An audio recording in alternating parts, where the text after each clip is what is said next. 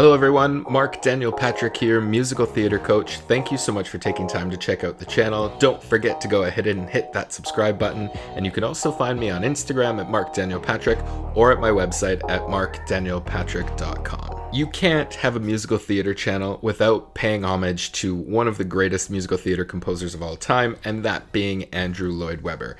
I'm surprised it's taken me this long to get to the Phantom, but we're finally here today, and we're going to be taking a look at one of the biggest numbers of the show in Think of Me. Now, very rarely do you get a musical theater show where it almost depends on the first 10-15 minutes. This is one of the most recognizable songs of the show, and one of the biggest showstoppers, and if you don't absolutely nail this song, the show kind of falls flat for the rest of the performance.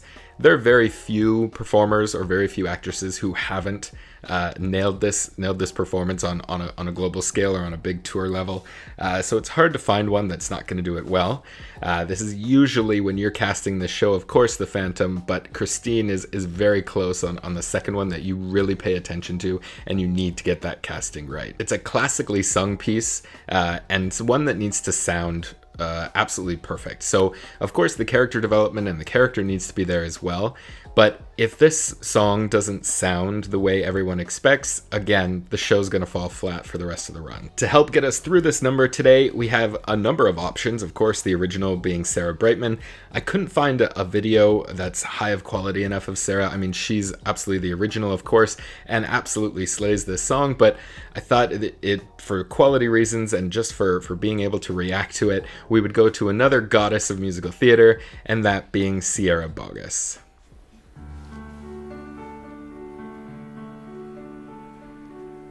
Think of me fondly when we've said goodbye.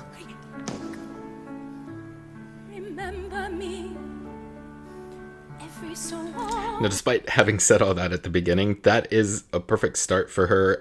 The voice is very wavy, it's very, unsure, which is absolutely perfect for the character she's being thrown into having to sing this song. And just being, everyone else on stage just stopping and sitting back and saying, okay, what do you got for us? But so far, obviously, she's not really beautifully and articulating and really selling the song. And it's perfect character development for where the arch and where the song is about to go. Often promise me you'll try. Andre, this is doing nothing for my nerves. Don't fret, Philman. On that day, that not so distant day, when you are far. Now on that one, I would almost rather for me, it doesn't really usually happen in this song. I would almost rather the character hear what the two guys are saying on the side. I would almost rather the actress recognize them, and that gives you a good moment to interact with the other actor and to kind of hold that gaze, sort of like, okay, I heard you. I'm going to now prove you wrong, right? So just recognize that they said that, and then come back and be like, and then that would propel her into the rest of the song and sort of gives her the confidence to be like, okay, heard that, now we're going to prove you wrong. I don't know. Away and free, if you ever find a moment, spare a thought for me.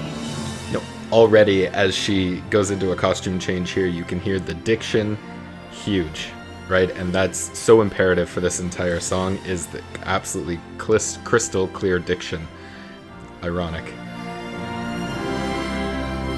And though it's clear, though it was always clear that this was never meant to be, if you happen to remember, stop and think of me. So perfect. So obviously, yeah, as I'm talking about diction, I decide to stumble over my words, of course. So she's obviously beautifully delivering the whole song, I think. So Phantom of the Opera is it's titled The Phantom of the Opera, but it's not written as a traditional opera. There's a very operatic style of the music, but it's not a traditional opera. Of course, for one, the performers are amplified. In opera, you normally obviously wouldn't have that, and it's more of a more modern, more very musical theater sound rather than a big booming opera. So you need to keep this song very light, and that's what she does, right? And also the character of Christine is very soft, very nervous, very, genteel, not very sure of herself. So everything needs to be kept at a very light, at a light tone. So anytime she goes into that head voice, she's keeping it very light, which is helping her stay on pitch, and is exactly what the character needs, and exactly what you need vocally as well for this piece. Think of us when the world was green. Don't think about the way things might have been. Think of me waking silent and resigned. Imagine me trying too hard to put you from my mind. Think of me, please say you'll think of me. Whatever else you choose to do, there will never be a day when I won't think of you. So many things you can see here, right? The shape of her vowels, everything is ah or oh, right? Everything's coming down instead of going out. You never want anything to open up here because it's going to get tight and it's going to sound so restrained. She opens it up. She opens up everything very well, and she's able to then elongate through that, and it saves her vocal cords, and it just sounds so much better on every note she's singing. As far as this song goes, if you're a soprano and you're singing in your head voice, it's not terribly high. It's impressive, don't get me wrong. But the legend show-stopping notes come later on in the show.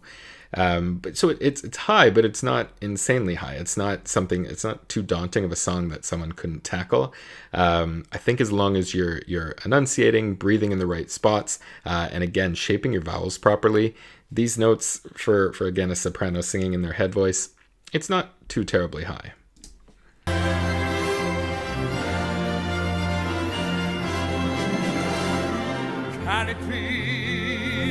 Can it be Christine? Brava! Brava! Long ago, it seems so long ago, how young and innocent. Why is it everyone who plays the character of Raoul seems to overact? It happens every single show. Find me one where it doesn't. And this isn't about him, I guess. Flowers fade, the fruits of summer fade. They have their seasons, so do we. But please promise me that sometimes you will think.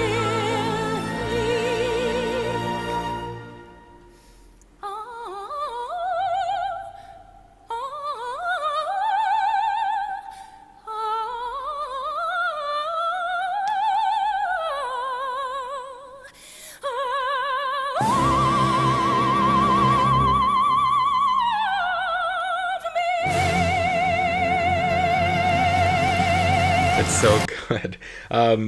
Going into that, again, that high B flat, of course, is very high. It's not insanely high, but it is impressive, obviously, for anyone who can hit that after singing that entire song when you're starting to run out of breath and getting a little fatigued. But that's just incredible. What I'd like to see more of going into that cadenza, I mean, she groups the notes very well together. But I'd almost rather see her take more time there. So when she sings the first group of notes, you can see her eyes light up and she's thinking, oh, I did that. I can do it, right? And sort of take more time in between each one and let it build and get more confident with it as she goes. But as far as, singing that and as far as cadenzas go, that's, of course, that's the most recognizable one in musical theater. And she pulls it off so incredibly well. So we're going to go back and just watch it one more time, just because of what it is.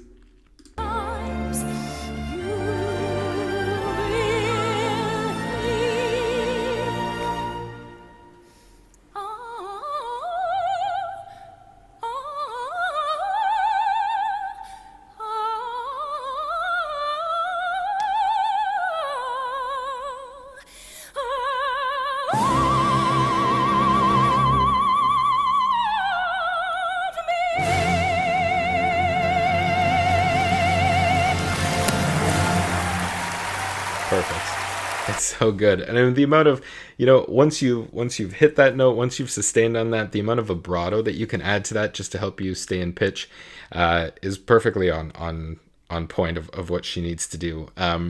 You know, we talked about diction in this, and especially for this song, especially for every song in this show, diction is so incredibly important because it's not only helping you articulate and get the message across for the audience, but it's also going to help resonate, right? So when you're enunciating and dictating properly, it's going to open up all of your chambers in here, and it's going to help you resonate. It's going to help your sound resonate so much easier than if you're not pronouncing, if you're not putting the D's and the T's on the end of every phrase.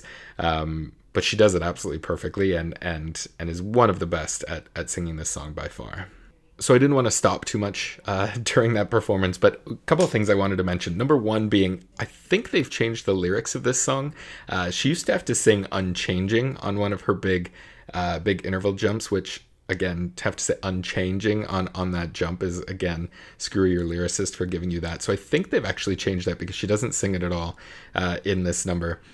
Secondly, being the way she's able to hit all of those intervals is she does it quite well with a lot of relaxation, right? So a lot of your jaw needs to be relaxed in the back here to be able to get there and open up. Anytime you're jumping from low to high in a fairly difficult interval, you don't want to think of it as you're jumping. You don't want to think of it as you're trying to reach that note. You want to try and make it a little bit more silky, as if you're like gliding onto that note and coming over top. And your jaw, your tension in your vocal cords and your jaw, opening everything up, releasing that and keeping the tightness out of there is going to be your best chance at nailing those notes properly. Depending on what the lyric is that you're singing as well, you can, again, as we've always talked about, add different vowel shapes onto the lyric to get to what you need. Everything should be elongated and open, not out to the side, not out to the side. So any tips or tricks you need to be able to get you onto those notes cleanly, perfectly fine, especially in a number like this where, again, it's an operatic style but sung very musical theater. Okay, that's all we have for this video. Thank you so much for taking the time to watch. Don't forget to hit that subscribe button, and again, you can find me on Instagram at Marc Daniel Patrick or at our website at marcdanielpatrick.com. Until next time, I'm Marc Daniel Patrick, and thank you so much for watching.